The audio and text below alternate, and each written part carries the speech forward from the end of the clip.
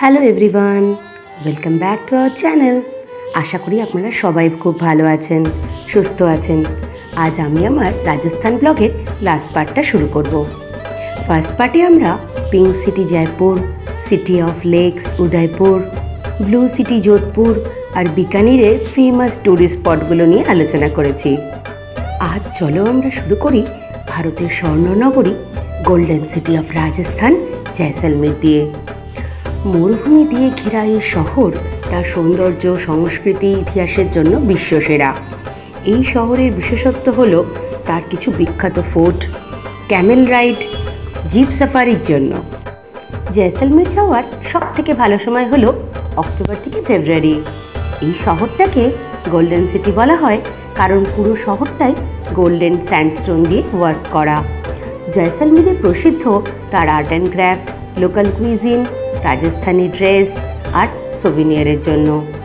এখানে এসে আপনাকে Jaisalmer fort, Barabagh, Patwa ki Haveli, heritage museum, Sam sand dunes আর গরিসাল লেক যেতে তো হবেই। এবার আসি স্যান্ড ডিউন্সের কথায়, যা এক কথায় অনবদ্য। মরুভূমিতে ক্যামেল সাফারি আর jeep safari is the lifetime experience.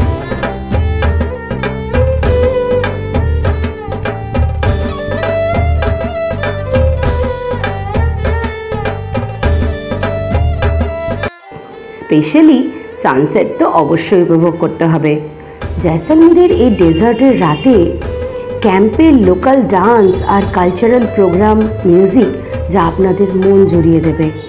আর শেষে জয়সলমের ফোর্টের কথা তো বলতেই মনে পড়ে যায় সত্যজিৎ রায়ের সোনার কেল্লার কথা। এই ফোর্টকে উনি ওনার ছবিতে খুব সুন্দর করে তুলে ধরেছিলেন, তাই এই জায়গাটা বাঙালিদের কাছে স্বপ্নের মতো লাগে।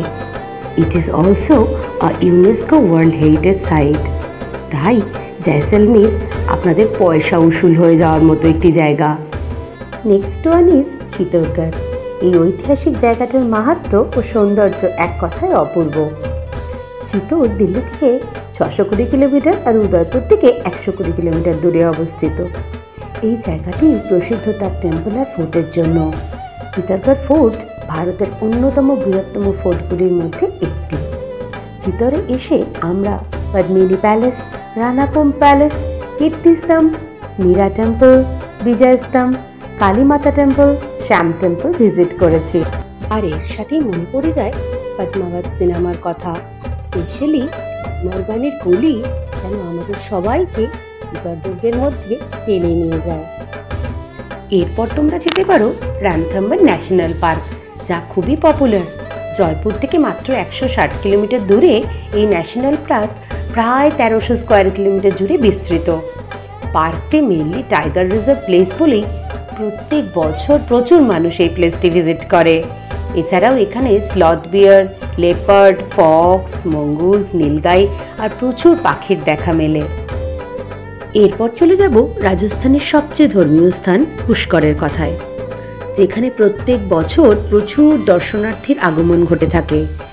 এখানেই ভারতের এক এবং অনন্য ব্রহ্মা মন্দির দেখা যায়, যেটা মোস্ট ভিজিটেড প্লেসগুলির মধ্যে একটি। পুষ্কর আজমিরের জেলায় অবস্থিত, যা জয়পুর থেকে 145 কিলোমিটার দূরে আছে।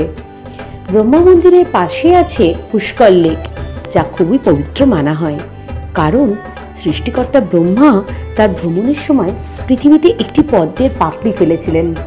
তখন থেকেই পুষ্করের উৎপত্তি। তাই তো পুষ্কর হ্রদকে হিন্দু ধর্মগ্রন্থগুলিতে তীর্থগুরু হিসেবে বর্ণনা করা হয়।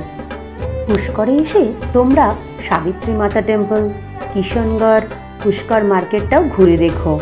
পুষ্করে প্রত্যেক বছর শীতকালে প্রচুর গোলাপের চাষ হয়ে থাকে, সেই জন্য পুষ্করকে রোজ গার্ডেন অফ রাজস্থানও বলা হয়ে থাকে। পুষ্কর থেকে কিছুটা দূরে অবস্থিত ভারতের আরেকটা পবিত্র দরগা আজমির শরীফ। এই দরগাটি মুঘল সম্রাট হুমায়ুন দ্বারা নির্মিত। জনপ্রিয় সুফি সাধক মঈনুদ্দিন চিশতিকে সম্মানিত করে। প্রত্যেক দিন প্রায় 1 লক্ষ ভক্তের আগমন হয় এখানে। সবশেষে চলে আসি রাজস্থানের একমাত্র হিল স্টেশন মাউন্ট আবুতে। রাজস্থানের মতো ডেজার্ট স্টেটে Mount Abu stands as an oasis of tranquility and natural beauty situated in the Aravalli mountain. যখন আপনাদের শরীর fort, palace, temple, desert safari করে টায়ার্ড হয়ে গেছে, তখনই এই হিল স্টেশনের সবুজায়ন আপনাদের মুগ্ধ করবে। এখানে দুরাত অবশ্যই কাটাবেন। প্রথম দিন কাটানোর পর নাক্কি লেকে গিয়ে ফটোশ্যুট আর প্যাডেল বোট রাইড তো করতেই হবে। এর সাথেই আপনারা ঘুরবেন সানসেট পয়েন্ট, টোড রক, আমুদাদেব টেম্পল, ইউনিভার্সাল পিস হল, আর তার সাথে অসাধারণ কারুকার্য সম্পন্ন Dilwara temple. It is one of the finest architecturally renowned Jain temple. আর এইভাবেই আমি আপনাদের সামনে রাজস্থানের টপ ট্যুরিস্ট ডেস্টিনেশনগুলোকে তুলে ধরলাম। আর এখন তো আপনারা মনে করতে শুরু করেছেন যে রাজস্থানই আপনাদের নেক্সট টার্গেট হবে। সেখানে আপনারা পাবেন মহল, মরুভূমি, লেক, ফরেস্টের মতো প্রচুর ভ্যারাইটি। তাই আর দেরি না করে বেরিয়ে পড়ুন রাজস্থানের উদ্দেশ্যে। আর আপনাদের যদি আমার এই ভিডিওটা ভালো লাগে তাহলে লাইক, শেয়ার অ্যান্ড সাবস্ক্রাইব করুন। আর আমার সাথে ঘুরতে থাকুন অনেক নতুন নতুন জায়গায়। সবাই ভালো থাকবেন, সুস্থ থাকবেন, আর কমেন্ট করতে ভুলবেন না রাজস্থানের কোন জায়গাটি আপনাদের সব থেকে ভালো লাগলো।